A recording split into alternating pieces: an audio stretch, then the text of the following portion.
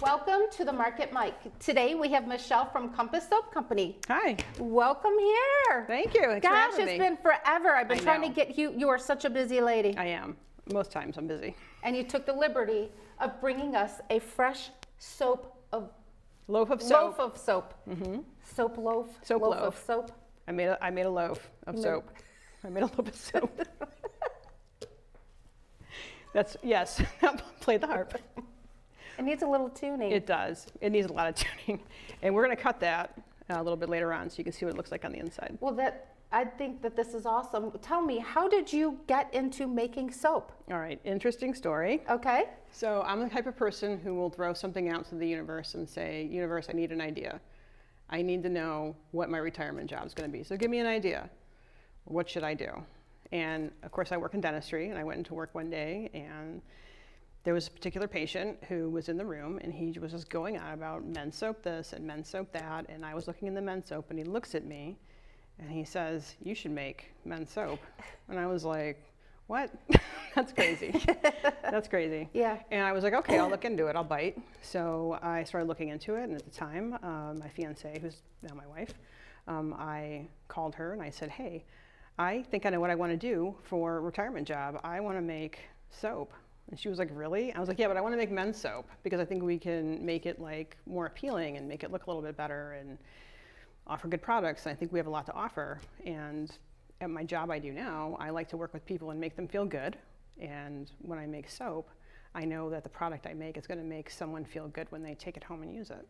So to me, it's still working with people and making something nice for them. So that's how I got into it. It's kind of a crazy way to get into doing something. Yeah. By really trusting in the process. But how could you go wrong with that sign? You asked for the sign and it was right there. It was right thrown there. Right at you. Never saw that person again. And I noticed that you don't have you have unscented and softer scents. So it's not just for men. I feel some of them could be used Yes. for women as well. Correct. So when we created this, it started off as being men's fragrances, and then we moved into more androgynous, and then we moved into more women's fragrances, and then we started asking people when we went to shows, marketplaces and stuff. We were like, well, what do you want? And what should we make? And they would give us ideas, and we're like, okay, we'll work on that. So that's how we kind of expanded, by asking people, what do you want? I And got then feedback from everybody. we got feedback, so we took the feedback and then we put it into making newer and more products. Now, how did you come up with the travel around the world type feel? Good question. No, that came to us. We were thinking about what Compass meant to us. And when we were looking at it, we wanted the soap and the company to be like for everybody. And we wanted it to be for all themes and destinations. So when you pick up a bar of soap and you're like, am I on a journey today? Am I at Arctic Rush? Am I going to Black Sand Beach where I can exfoliate? We're like, what do we want this to mean? And then it kind of came into, hey, this could be like a travel theme. And we can start naming the soaps after destinations and places and how you want to get there. So that's kind of how we brought Compass together, was an all-encompassing, all-directional, all-purpose, type of sensation, feeling, thought. Yeah, So, I love that idea. It kind of puts another spin on, the soaps. Like, oh, I tried this location last time. I'll try this one. yeah. Like you said, where are you going to travel Where are to? you going to travel to? What scent do you love the most out of all of the scents that you create? I don't really have a favorite one. I really like them all, but You have to have a favorite. I would probably say 41 North, the Cleveland soap. Cleveland is 41 north degrees of the equator, so that's why we named it 41 degrees north. But that's probably like one of my favorites just because of the fragrance and the scent and the way it looks. I like that one a lot. How do you come up with the names? Sometimes we make the soap and then we figure out what we think it smells like, or we use it, or sometimes we look at the ingredients. We look at the fragrance and we're like, where would we want this to go? And then once we come up with a name for it, it's a lot of kind of tossing the ideas back and forth between each other, between my wife and I. We'll talk about them and then we'll kind of go from there. We'll pick out, the colors that we use, and we use a lot of natural colorants to put in the soaps to make things as natural as possible. That was my next question. Is it natural ingredients? I beat you to it. You did. You definitely beat me to it. You're Yeah. natural. Yeah, so like some of the stuff that I brought in down in front, like for the Arctic Rush, there is the blue indigo powder and kaolin clay, and that's what gives Arctic Rush its color. It's 2 different colors that are in there. So those are actually the powders before they turn into soaps? Correct. Right. So the purple kaolin clay or Brazilian clay would go into the lavender. It also goes into the Voyage. And then there's the white kaolin clay. And then I have down in front there's, boy, it just went out of my mind. Okay. I'll think about it. Bentonite clay, that's what it is. Bentonite clay goes into Petoskey stone. So that's one of the clays that we use. So that's how we get all our colors. What do you like? You've used the soap, right? What do What's your I like? favorite? I like them all. I'm like, so I can't, I'm always smelling all of them and trying to figure out what my favorite one is. And I really cannot pick a favorite. They all smell so It's good. hard. You guys do such a really good job Thank with you. that. It's hard to pick a favorite. Yeah. It really is. And not to mention, like, they just look beautiful. The presentation is beautiful. Everything you. about it is just wonderful. Yeah, we try to be as creative as we can with what we make, and we want to make it appealing to your eye and smelling good to your nose. So Well, you definitely do a good job and about feeling that. good on your skin. We have repeat customers, so Good. all good things. Good. What scent do people always ask that surprises you? Like, ask good or bad? Ask Both. good. Both. Let's do both. The scent that surprised me, probably the most that people asked for, in the beginning it was like patchouli. People wanted patchouli in the beginning when we first started going to markets, and so we made patchouli. Yeah. And then sometimes we got feedback on the patchouli that it wasn't patchouli enough.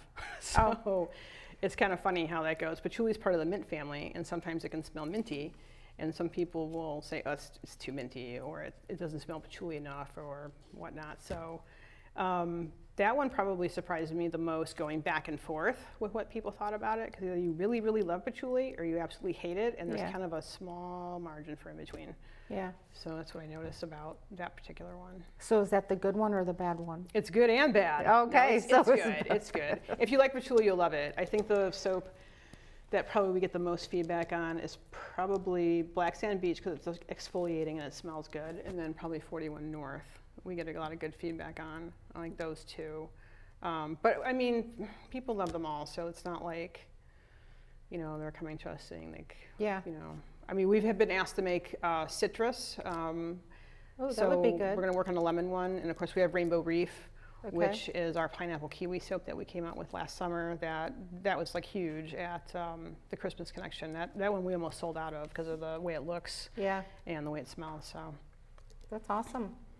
So you mentioned that I see like this big mixer over here. So can you tell us a little bit about these tools that you brought? yeah, so the mixer, this is my hand mixer, and this is what I would use to make soap with. So when I'm using an immersion blender, I would put this into my bucket of what I'm mixing, and I would blend everything till it's emulsified, and until I get what's called a light trace on soap. Because soap, you want to get it to, do you want to hold it? Oh, yeah. Is it plugged in? No.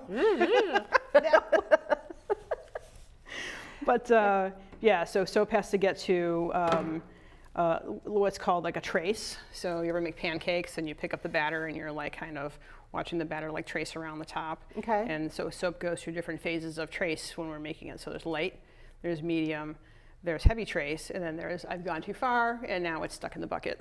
Oh, really? It can get that thick? It So can. basically you're putting air, you're aerating it? Essentially, and blending everything together Okay. really well. So just really mixing everything up so it's all emulsified together. So because we have oils, we have water, we have lye mixture with the water, and then we have our fragrance going in there along with colorant. So it's just dividing everything out into different buckets that we're using, or keeping everything in the same bucket and then adding colorants to it. So it just depends how it all comes together and then what I'm making.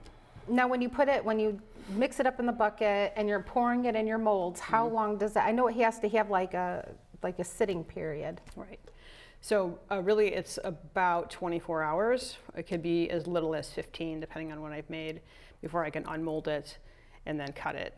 And then I put it on drying racks. We have these huge drying racks that we set the soap on, and that way all the air gets to circulate around it and help it dry and cure and harden over time. So How long does it have to cure? usually it's 6 weeks. So it's safe to use within 2 days. It's good to use within 2 weeks. But what happens with soap is that it starts to lose its water moisture. So that starts to evaporate out of the soap. And then once that evaporates, the bar becomes harder and harder. So that's how you get a harder bar of soap, by evaporation of the water that's in it. Okay, well, that's interesting. Yeah, it just takes time. It is. Yeah. I didn't even know that that process even happened. Mm-hmm. So when you said we were going to cut some soap today, I was thinking you were going to bring me this No. thing and we were going to cut one piece at a time, and you have this fancy little harpy looking thing. Yes, you like to play that. We're gonna cut. We're gonna cut the whole thing. The Need whole some thing. tuning. Do you want me to cut it? Sure, I could try it. Okay, we'll cut it. You know, I had to do that once. All right, listen, I'm gonna cut it, and I'm gonna have you pull one off. So you can put the other glove on. I'll put a glove on. Right, because apparently I only bought like. It's like doctors. Right. Soap doctors. So I'm gonna cut it this way, all right? Okay. And I'm just gonna push this all the way down. I've never cut it from the reverse, so this should be. Sorry, I gotta squeeze myself in here.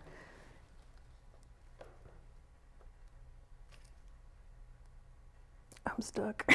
You're stuck? Wait, I gotta come around front, hang on. I usually cut this from the Because front. we can only cut it one time. We can only cut it one time. We're already informed of that. There we go. Okay. Now I can come around this way. All right, and this is what it's gonna look like. So we never pull back once we've cut something. Okay. So I'm gonna pull a bar off, and then you can hold that. And this is the surprise. Yes, a What it surprise. looks like inside. Right.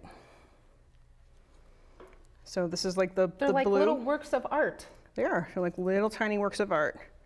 And each one, as you pull them off, Oh, it smells so nice. will look kind of swirly and twirly on the inside.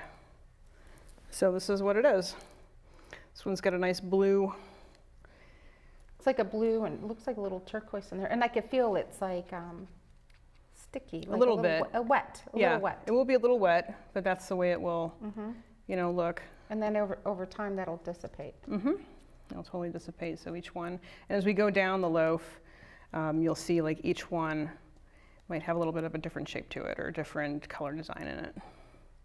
This has got to be so fun, like thinking of like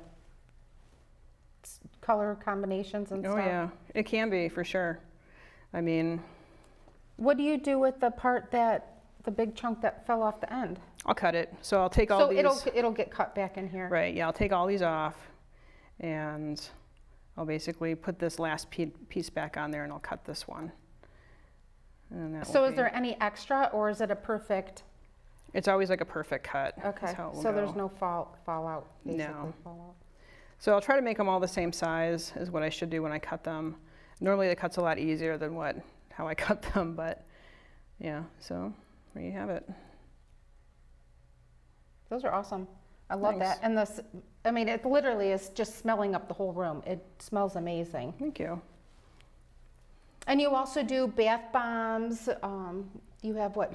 Beard balms? Yeah, we have beard oils? balm, we have beard oil, and then we have shower steamers, which are down in front there, and that's for like aromatherapy. So if you're in the shower and you put a steamer on the floor and you get it wet, and then the essential oils come out and mix with the steam, and it's just like a nice like spa treatment, nice aromatherapy in, How in long the shower. is that? Just one use? It's generally one use. You can squeeze it out like maybe for a second use if you put it like on a, you know, like a shelf in the shower, or move it away from the water flow. But it's Okay. I think it's best to use in one use because you get the full Yeah. you know, aromatherapy out of it. But And especially like if you're maybe sick, do you have like eucalyptus ones or anything like that?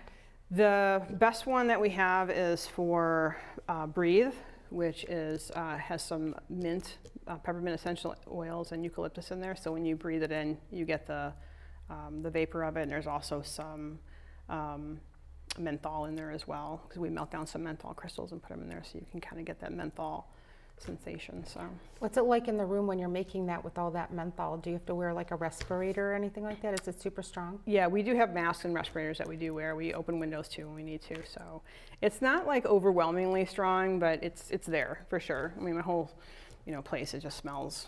Everything is like an aroma. So You do this out of your house? mm-hmm. Yeah, I have a whole setup in my basement for it. So that's where everything gets made, cut, stored. So it's just definitely when you walk into the house, you get hit with all the smells. Yeah. Mm-hmm. I was just going to say, does it smell up your house? So you don't have to burn candles or anything like that. It just. No. What does it smell like with all these smells mixed together? Good. I was gonna, It smells good. yeah. It I mean, smells how good. could you go wrong? And Right. it's like all natural Mm-hmm. oils and everything. Mm-hmm. What advice would you give someone if they wanted to start making soap? Do your research. Do your research. There's a lot of research in soap making. So know what you want to make, know how you want to make it, know what market you're appealing to before you start doing it, and just do a lot of reading about it. Know Yeah. your materials. That's the best advice I can possibly give. Yeah. How did you come up with your packaging? I like your packaging. This packaging right here, this was Sarah. She basically was like, I want to create something that we can, because Compass is like, we care about the environment and what goes in it, and Sure. this is paper. So you can throw this out, you can burn it if you want to, it will decompose back into the earth, and it's not going to harm anything. So Yeah. we try to keep in mind, how we want things to look, how we want our packaging to look. So she showed this to me, and I said, yeah, I think it's great. I think we should come up with something like this. I want to stay Yeah. away from plastics, and I mean, we could use a box if we needed to, like a paper box, but Yeah. that's, what we wanted to come up with. And you have gift boxes and everything that you put together, which are really cute. We do. I love that. What is the one thing that you wish people knew about handmade soaps as opposed to when you go buy soap commercially? I wish they knew really how good it was for their skin. And one of the hardest things that, I try to explain to people when they tell me, oh, I use Coast or I use Dial. There's nothing wrong with those. But you want to buy a commercial soap, that's fine. But knowing that you're buying something handmade and with the care and time and materials that go into it, I mean, the clays that we use are very nourishing for your skin. The oils we use are super nourishing for your skin. And once people try this, they try any handcrafted soap, they usually come back saying, my skin feels so much better. Like, I can't believe it's not dry. Like, it feels better. Yeah. So that's usually the one tough thing to try and get people to convert if they're like a liquid soap user or a bar soap user or something commercial. When they come over, they're like, I didn't know. And the first thing they say is, oh, it's expensive. But I'm like, but is it? Is it really expensive? Right. No, not in the long run. Right. These bars last. They last a good long time. So Can you use this to wash your hair? Is it an all-purpose soap? I have before. I washed my hair in it. It depends on your hair type, to be honest. So if you were to have somebody to be like maybe really dry hair or a lot of hair, like maybe you wouldn't want to do it. But I mean, I washed my hair in it before. It was fine. I didn't have any issues with it. But I think on hair type, it might be effective, like, per person, whoever was using it. Yeah. Do you think that might be something you come up with, a shampoo bar or something in the future? Yeah, that's something we have something in the works right now. So we're, Jeez. I know, see? I just guessed that. So ahead of you. Who knew? No. Yeah, we actually are working on some formulas, and we have some concepts of shampoo bars that we want to start testing and trying out on ourselves. And then we have like a small group of people that we'll hand the bars out to, and we'll see. I'll be a tester. You'll be a tester? Yes. Okay, all right, I'll get you I think I sometime. have enough hair to You do. You to test the qualify, hair, for sure. hair shampoo bar. You can test it. Okay, You I'll can let test you know it. how it goes. Absolutely. Absolutely. Is there anything else that you would like to say? I think we pretty much covered everything. I think that, I mean, I'm really happy that this is the job that I picked to do, to retire from my actual job. And I think this is something that still makes people happy and makes me happy. And I love doing what I do. So when I do this. Well, I think scents in general make people happy. Even I say something as simple like if you buy a dish soap that smells good, you actually enjoy doing the dishes, believe it or not. Do you? Yes. Do you really? Yes. Okay. You can come up with a dish bar. I mean, the opportunities Maybe. are endless. Wash your dishes effortlessly. Never And your know, put kids it in will a wash the little dishes scrubby. too. Yeah. Whatever works. Whatever, maybe. Who knows? Maybe. But yeah, no, I think what you guys are doing is really good. Everybody really seems to really like it. Well, I appreciate it, and we're just going to keep, doing our best to put out new products, changing products to, have different colorants or just come out with different fragrances. So we're always going to push to do that for ourselves and see what the next thing is around the corner for us. And how long have you guys been doing this? About 5 years now. Okay. Now your website is really nice. Thank you. Checked out your website, your Facebook. Do you guys do all your own photos and all that kind of stuff? Yes, and Sarah does handle all of the media, and she puts a lot of things on Facebook, and she helps with the web design and all that stuff. So very nice. Yeah, so we work, back and forth with each other, like how we're gonna get things done. But yeah, it works out. Yeah, I love it. Well, thanks for coming in and talking to us, and letting everybody know about your Compass Soap Company. Yeah, come on, everyone, come on, get clean. Come on and get clean. Scrub up. See you next time on the Market Mic. All right.